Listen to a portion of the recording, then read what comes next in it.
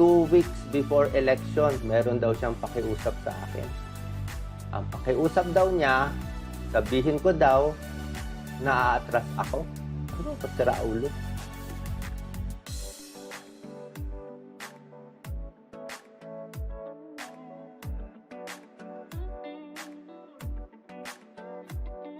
O mamaya sasabihin niya, pag ginawa mo yan, Doc, okay ka na.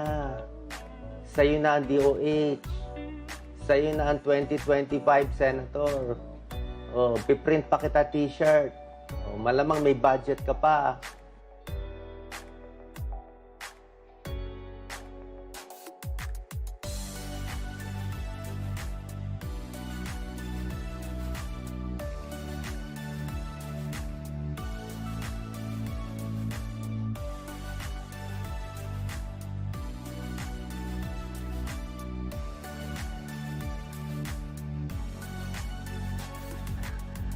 Kala ko ba mababa ang numero ko?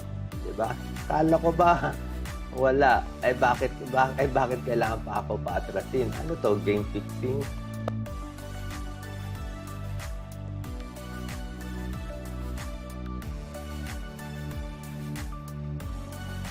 Itong 2 weeks, sinasabi ko na, tatakbo ako, serious ako ang iboboto nyo. Kasi hindi tayo daming kalokohan.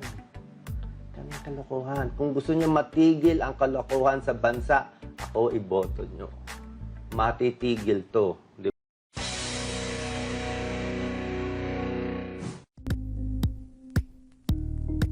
Thank you for watching Politico TV. Please like and subscribe to our channel for more videos.